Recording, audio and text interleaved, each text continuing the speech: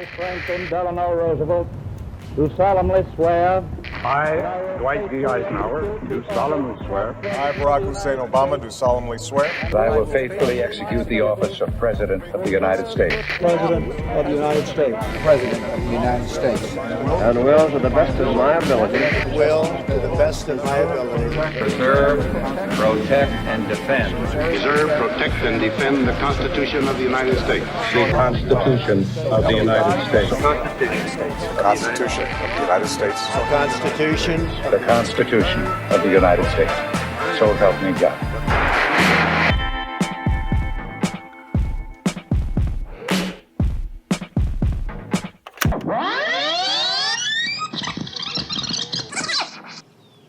(1786). The revolution is won. Monarchy has been toppled, and a radical experiment is underway. A country governed by the people. But it isn't working. The central government is small and weak. It's not clear if these 13 very independent states can stay united. The political leaders of the day realize everything they fought for is in jeopardy. Immediate action is needed.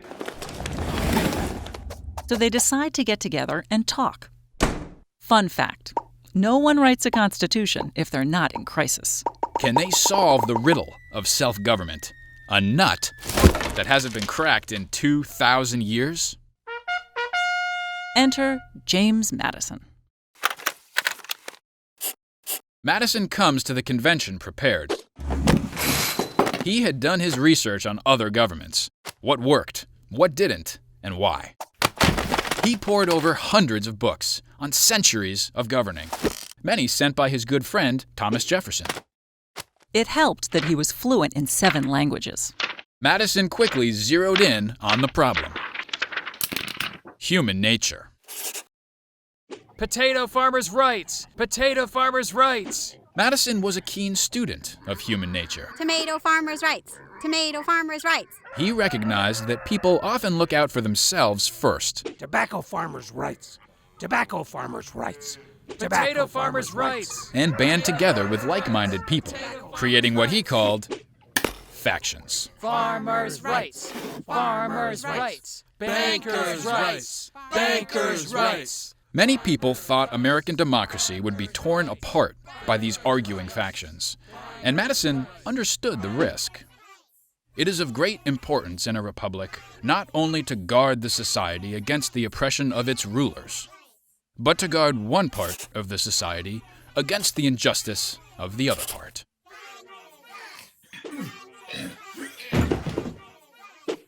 Madison reasoned the more factions America had, the more they stabilized one another. And the more spread out they were across the growing country, the harder it was for one faction to overpower the others. Extend the sphere, he thought, and you take in a greater variety of parties and interests. Here's an interesting thing. Over time, this concept went beyond making America physically bigger. It expanded who gets a voice. Think about who could participate in government in 1787 and who can participate now.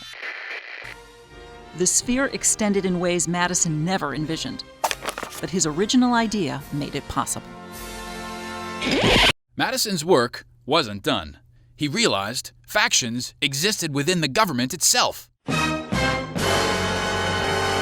For the country to function, the weak central government needed more power. The problem was, individual states didn't want to give up any authority, and they feared another monarchy.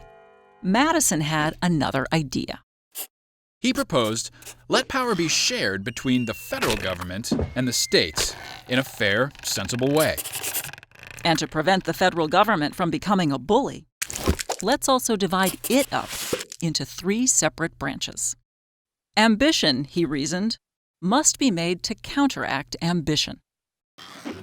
By divvying up power, Madison ensured decision-making would take time and not be made in the heat of the moment or forced by a single powerful leader.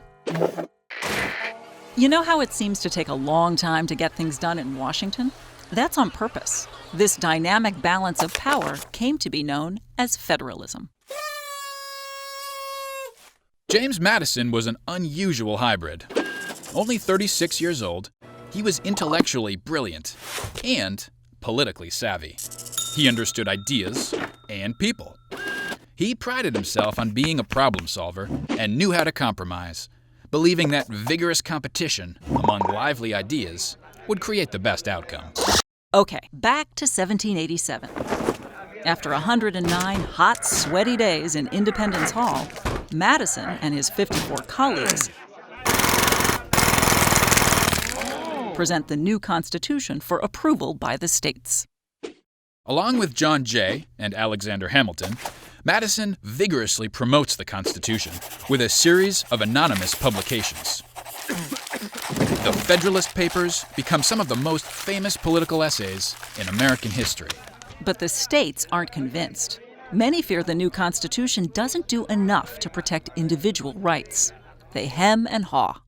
So to satisfy the more skeptical states, Madison promises he'll add a Bill of Rights in the next Congress.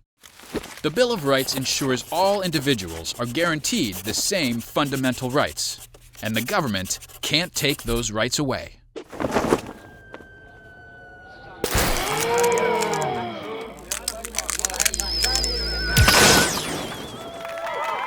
Equal laws, protecting equal rights, said Madison, the best guarantee of loyalty and love of country. Madison's idea of extending the sphere, combined with the checks and balances of federalism, combined with the protection of individual liberties, created a system in which even members of the smallest and weakest factions could still have a voice in the conversation.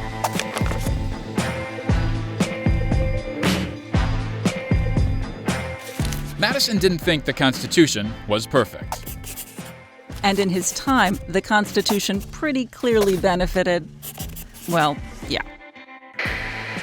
But his three big ideas did something crucial. They helped create a flexible framework of government for a nation that has weathered more than 200 years of massive change. And, as Madison hoped, the Constitution provided inspiration to people around the world and across centuries to create their own systems of self-government.